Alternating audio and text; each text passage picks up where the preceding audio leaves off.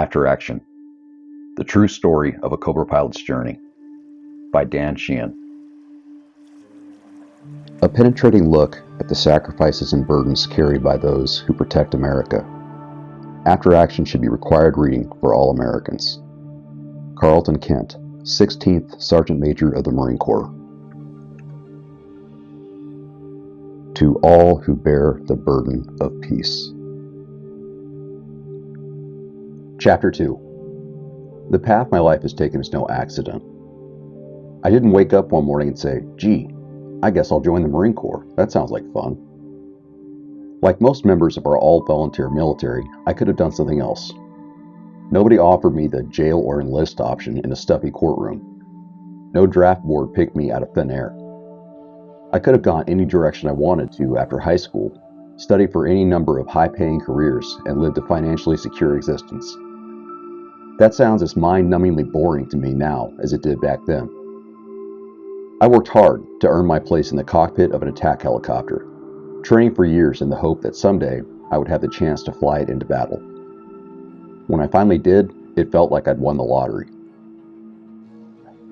As the son of a Navy pilot, many of my childhood memories involved airplanes and the adventures I imagined my father had with them when he wasn't home. I recall well the peculiar smell of my father's flight suit when he'd returned from a multi-week trip. That reassuring mixture of Old Spice, hydraulic fluid, and burnt avgas will always remind me of crushing hugs and the battered flight bags of presents he picked up for my siblings and me from places exotic and exciting. As I grew older, I learned that my father had served in combat, providing close air support from the cockpit of his OV-10A in South Vietnam. Knowing that, I projected onto him all the examples of fictional heroism and bravery that Hollywood had shown me. Dad would speak of events from his combat tour, but the things he left unsaid had a far greater impact. They were what fostered my adolescent daydreams of his life-or-death actions in the air and on the ground. My fantasies of his heroic struggles colored my perception of what made him so special. For me, my father's combat tour had made him who he was, the man who occupied a mystical place in my life and heart, and at some point I began to desire that same experience.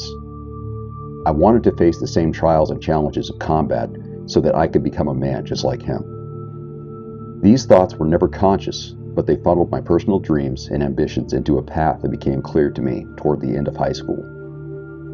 Choosing a military career was not a lark. I knew it would likely put me in harm's way. That knowledge made joining the Marine Corps the best choice for me. It was a foregone conclusion that if I stayed on active duty, I would go to war someday.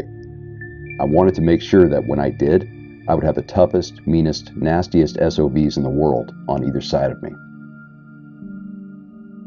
I know now that the Marine Corps doesn't hold a monopoly on toughness or courage, but I had to make a choice, and to my 18-year-old mind, my reasoning was solid. After I decided to become a Marine, I set out to attain that goal with every ounce of my being. I was enamored with the challenges presented by a life in the Marines and wholeheartedly believed the overused cliche, anything that didn't kill me only made me stronger. The more I learned of Marine exploits across the globe, the more their grit and determination elevated them to near godlike status in my imagination.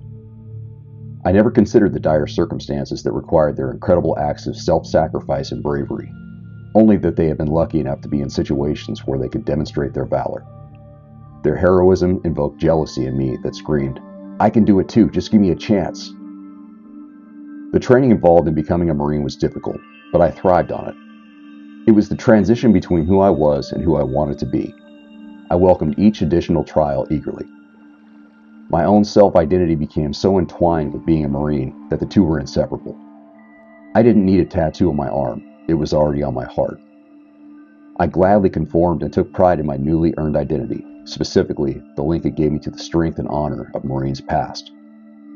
Nobody joins the Marine Corps. You have to earn the right to call yourself a Marine. It's not an easy process, nor should it be. Men and women from all different walks of life readily sacrifice large parts of their own identity in order to become one of the few and the proud. But there is one small price to pay for that right. You must be ready to kill. The Marine Corps is different from those services in this regard. It's not hidden in the fine print, buried beneath offers of money for college or concealed behind high-tech gadgetry. No, The price of being a Marine is proclaimed loud and clear in recruiting posters and slogans. It's in the flashing bayonets of the silent drill team, the painful collars on our dress blues, and in the unapologetic contempt of weakness in any form. To look at a Marine is to see a weapon, ready, trained, and able to destroy any enemy, anytime, anywhere. The challenge is clear. Do you have what it takes? From the first day of officer candidate school, the Corps reinforced the idea of killing so often that the physical act of taking life soon lost its stigma. That we would accomplish the act was just assumed. The program of instruction swept aside lifetimes of parental programming and uncovered our latent aggressions. Destructive capabilities we've been taught were wrong were now honed to a razor's edge, sharp enough to make us eager to crush another human skull with a boot heel. There was no consideration of what it would feel like to kill, except we were supposed to revel in it. Spilling the enemy's blood was everybody's career goal. I earned my commission as a second lieutenant in 1996 and attended the basic school, TBS, in Quantico, Virginia. I couldn't wait to learn the skills of my chosen profession. I might go on to fly later, but first I needed to learn how to be a Marine officer. In the Marine Corps, the infantry is king. Everything else exists to support it. That concept was clearly visible in the attitudes of the instructors at TBS, and I felt palpable pressure to drop my air contract and try for a grunt slot instead. I held out though. My dream, scarcely admitted to myself, so remote were the chances of attaining it, required that I remain focused on attending flight school. I didn't just want to fly anymore, that wasn't enough. I wanted to be the guy the grunts loved, the guy whose arrival overhead meant the situation was no longer in doubt. I wanted to be a Cobra pilot, the guy who ruled the battlefield. Of all the aircraft that the Marine Corps flew, none sent shivers down my spine like the venomous lines of the AH-1 Whiskey Super Cobra gunship. The powerful, concussive beat of its heavy rotor blades invoked images in my head of overwhelming strength and barely contained mayhem at the fingertips of two pilots in the tiny cockpit. To fly that helicopter, to be master of its incredible firepower, and to use it to support my brothers on the ground became aspirations that made my heart race. There were many obstacles to overcome, and the road was dauntingly long, but I put blinders on and plowed ahead. I stayed focused on the next small step, the next flight, the next test, and the years passed quickly. One by one, I negotiated the hurdles and finally found myself grinning like an idiot amid a tumult of happy voices in the Pensacola auditorium. My winging ceremony was about to begin. We had just taken our seats when the lights dimmed and a movie began on the large screen in front of us, an attention getter designed to encourage everyone to sit down and stop talking. For 20 minutes, scene after scene of Navy, Coast Guard, and Marine Corps helicopters flashed across the screen in a parade of helicopter pornography, showcasing the excitement of flying loud, leaky machines in all sorts of cool places. Nanny, my dad's mom, sat next to me in the darkened auditorium with her hand resting on top of my forearm. Nanny is an adventurous soul and the undeniable matriarch of her family. Outspoken and confident, she bucked the traditions of her day and joined the Navy as a member of WAVES, Women Accepted for Volunteer Emergency Service, during World War II. While on official business, she met a handsome young ensign, and the partnership that would create our family began. She learned a lot about airplanes from my grandfather, as Poppy spent his entire career flying either a military or civilian aircraft, but helicopters were an enigma to her. My grandfather, father, and uncle had all flown airplanes and generally considered helicopters as things to be avoided. My dad maintains to this day that the worst part of crashing his T-28 was the helicopter ride home. I knew that Nanny had no idea what I was talking about when I told her I was going to fly snakes. She squeezed my arm gently to get my attention and spoke quietly into my ear, her voice just audible over the loud music. "Tell me, Danny, which one of these are you going to fly?" Her voice carried the slightest hint of innocent condescension. Instantly, we were standing in front of a wall of paintings in my first grade classroom, and she was asking which drippy hand turkey was mine. "I will, Nanny. It hasn't popped up on screen yet, but when it does, I'll let you know." The fact that I was a Marine officer and not a little boy didn't appear to register with her. I wondered if it ever would. More footage of helicopters carrying heavy loads, dropping off troops, slinging artillery cannons beneath them on long ropes, and other routine missions played across the screen. I wondered if they'd forgotten about the gunships until the soundtrack made a definite shift toward heavy metal. On the screen, a group of tall trees stood innocently on a hilltop. The tranquility of the scene starkly contrasted with the intensity of the music until a skinny gray helicopter made its presence known. Then it all fit. Uncoiling like its namesake, the Cobra bared its fangs as it cleared the trees, exposing rows of missiles and pods of rockets beneath its short wings, while the 20mm cannon traversed menacingly from side to side. My adrenaline coursed and I wanted to shout, "Fuck yeah! There it is!" Instead, I nudged Nanny softly. "That's a Cobra. That's what I'm going to fly." She didn't reply. Suddenly she watched as images flashed across the screen that made my pulse quicken. Cobra helicopters ripping through the air as furious streams of rockets and powerful missiles streaked off their stubby wings. I listened to the deep staccato of the 20mm cannon sending out some love, and almost couldn't believe that I'd been selected to fly that incredible machine. I opened and closed my fist to fight off the urge to shout, and reveled in the tightness of my forearms. Soon that would be me. Soon. After the video ended, a retired Navy captain got up to speak. He had been an HH-46 pilot during his career and spoke at length about a mission where he and his crew had saved the lives of several mariners adrift at sea. He held that mission up as the pinnacle of his career and extolled the virtues of saving lives, speaking directly to Navy and Coast Guard pilots who would spend their careers flying search and rescue missions. Mentally, I rolled my eyes. His message had nothing to do with me. Mine was not going to be a career of saving lives, of plucking unfortunate souls out of harm's way and whisking them to safety. No. If I was lucky, extremely lucky, I would unleash that knife-thin gunship in combat one day. The scenario I longed for involved rather the opposite of everything the retired captain was talking about. I was relieved when he finally sat down. Nanny leaned in against my shoulder again and asked me a question in a quiet voice. Her tone was different. She wasn't speaking to her little grandson anymore.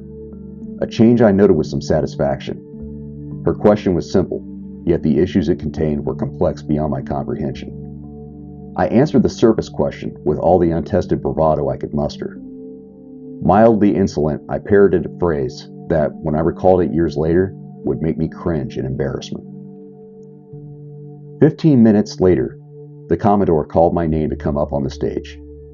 After years of fearing it never would, my moment had finally come. After the handshake and obligatory smiling picture with the Commodore, I turned around to face the auditorium as my family gathered around to pin the wings on my chest. The gold wings that I had earned embodied the spirit of naval aviation, and the men and women authorized to wear them are universally recognized as some of the best pilots in the world. Far more than a simple adornment on a uniform, they identify the wearer as capable of handling any emergency or dire situation, a calm decider of life and death for themselves, their crews, and in some cases, the enemy. On a more personal level, they transferred my family's mantle of service to me, a weight I ardently desired. I was about to assume the position of my father and his father before him, and the intoxicating feeling of being just like them threatened to overwhelm me. My father walked toward me on the stage, and my heart pounded with excitement as his hand reached into his pocket. The moment had come. My heart threatened to jump out of my chest when I saw a faded pink box in his hand. Holy shit, it couldn't be. I'd only seen them once, a long time ago, but my grandfather's gold wings were unmistakable. Opening the box, Dad pressed them into my hand. I was surprised by their substantial weight and flipped them over in my sweaty palm. Dulled by the passage of time, the proud family heirloom bore 3 sets of initials and dates engraved on the back. DBS 843, DBS Junior 1068, and now DBS the Third 1298. The numbers swam a little as I blinked back tears of pride. Silently, I handed the wings back to my dad. They'd still been shining the picture on the wall at Nanny's house. The bright gold stood out crisply against Poppy's dress white uniform as they cut their wedding cake with his sword, their smiling faces familiar, yet untouched by time. Nanny had pinned those same wings onto my father's uniform when his turn came, and I felt the gravity of tradition shift to me as Dad pinned them to mine. I looked up from the tarnished gold treasure that adorned my chest and caught my father's eye as he stepped in to give me a hug. He didn't say a word, but the crow's feet at the corner of his warm eyes spoke to me of the challenges he'd faced while wearing these same wings. Challenges he knew I eagerly sought. His smile bore the marks of what I would later recognize as the peculiar curse of fatherhood, simultaneous fear and pride. At the time, I thought he was reflecting on how he was standing in his father's shoes. Maybe it was both. Some events of that day have grown fuzzy in my memory, but one thing remains vibrant and clear: Nanny's question. At strange times since, I've heard her voice as it quietly penetrated the din of the celebration that filled the auditorium that sunny December morning. Your helicopter doesn't save lives, does it? She hadn't meant it as a question, really, more a statement of fact. Missing the rhetorical nature of it, I'd answered, my purposefully blunt response designed to shock her into seeing me as a trained warrior, a protector, a man. What she was really saying flew right over my head, and I didn't even duck.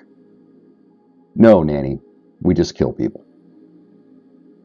She just nodded and sat back without another word. I think she knew the futility of driving her point home. Some lessons can't be taught, only experienced. What I said was true. I just didn't have a clue what it really meant. I'd been exposed to years of training designed to make me an efficient killing machine with whatever was available. My hands, e-tool, boot heel, rifle, knife. The means were unimportant. Only the end result mattered. I'd absorbed those lessons well and was eager to apply them to my new weapon. The mission of the Cobra is clear. Kill the enemy and blow up his stuff. It doesn't carry troops around, drop off humanitarian supplies, or rescue lost puppy dogs. It all seems so simple to me. Later I would realize she knew it wasn't simple at all. After receiving my wings, my training ground moved to California and was solidly focused on one thing: the mechanics of killing with a helicopter. There had been something academic about the methods of killing I'd learned before. The chances of me ever getting in a bayonet fight were pretty slim. This wasn't academic. It wasn't a training session designed to teach me some intangible leadership trait. This was real. There was every chance that what I was learning in the calm air above Camp Pendleton would pay dividends when lives were at stake. Everything I learned about the Cobra was tied to keeping me alive and making my enemy dead. My world became black or white, enemy or friendly. Enemy troops were to be killed immediately by any means available, and friendly troops were to be protected by killing the enemy. Thought and comprehension were removed from the equation, replaced by rote memorization and unhesitating responses. If the ones and zeros lined up correctly, I fired. If not, I didn't. I'll be the first one to trumpet the efficiency of the training I went through. In a short period of time, I went from barely able to start a Cobra to being fully confident I could employ it in combat and win. That confidence is absolutely essential and can only be fostered by realistic training. But there's a limit to how realistic training can be. Maybe I should have known it, but for some reason I didn't consider that things get different when there are real people, real lives on the line. Sure, the fog of war had been talked about, but that was somebody else's war, somebody else's conundrum to deal with. If it hadn't been for a near disaster on my first deployment, I might have gone to Iraq ignorant of just how confusing and deadly the fog could be. The lesson I learned from that incident would serve me well in combat. It was only afterward that it would become a liability.